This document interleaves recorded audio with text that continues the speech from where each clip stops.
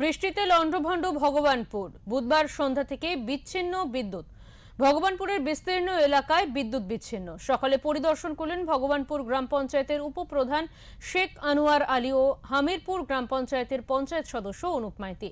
প্রবল ঝড় এবং বৃষ্টিতে ভগবানপুর গ্রাম পঞ্চায়েতের এলাকার অধীন হামিরপুর এলাকায় ইলেকট্রিক পোস্ট ভেঙে পড়ে আছে এবং কয়েকটা ঘরের উপরে গাছ পড়ে কয়েকটি ঘর ক্ষতিগ্রস্ত হয়েছে। ক্ষয়ক্ষতি হয়েছে এলাকার মানুষজনের সঙ্গে কথা বলে আশ্বস্ত করলেন ভগবানপুর গ্রাম পঞ্চায়েতের উপপ্রধান শেখ আনোয়ার আলী।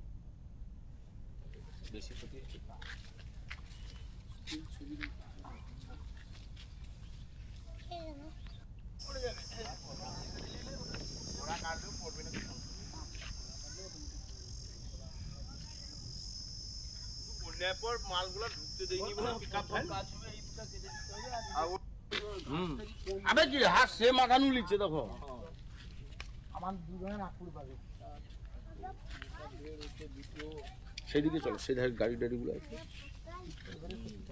বেশি ক্ষতি আমরা এই মুহূর্তে হামিরপুর আছি আমরা ভগবানপুর গ্রাম পঞ্চায়েতের হামিরপুর 30 নম্বর বুথে। গতকালের প্রাকৃতিক দুর্যোগের জন্য খুব খারাপ অবস্থা হয়েছে, রাস্তাঘাট সব বন্ধ হয়েছে, গাছ মিনিমাম 25-30টা গাছ ভেঙে পড়েছে এবং দুটি বাড়ির উপরে পড়েছে এবং দুটি গাড়ির উপরে পড়েছে। খুব বিপজ্জনক হয়েছে হামিরপুরে। আমরা দেখেছি এবং বিডিও সাহেবকেও বলেছি, সভাপতি সাহেবকেও বলেছি, তারাও ইলেকট্রিক অফিস থেকে লোকজন পাঠিয়েছে, কাজ শুরু হয়েছে। আমরাও এসেছি, গাছগুলো কেটে কিভাবে সরিয়ে করা যায় আমরা তার ব্যবস্থা করছি ভগবানপুর গ্রাম পঞ্চায়েতের পক্ষ থেকে, এবং এলাকার লোক আমাদের সঙ্গে সহযোগিতা করছে যাতে তাড়াতাড়ি সরিয়ে রাস্তাটা ক্লিয়ার করা যায়।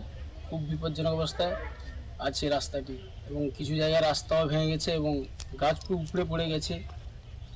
তো মানুষের কোনো ক্ষয়ক্ষতি হয়নি, কিছু গাছ পড়ার জন্য বাড়ির ক্ষয়ক্ষতি হয়েছে এবং দুটো গাড়ি খুব ক্ষতিগ্রস্ত হয়েছে এবং যাতায়াত ব্যবস্থা বন্ধ আছে। আমরা যতটা তাড়াতাড়ি সম্ভব আমরা কাজ শুরু করার চেষ্টা করছি এবং ইলেকট্রিক অফিস থেকেও লোক এসেছে করছে।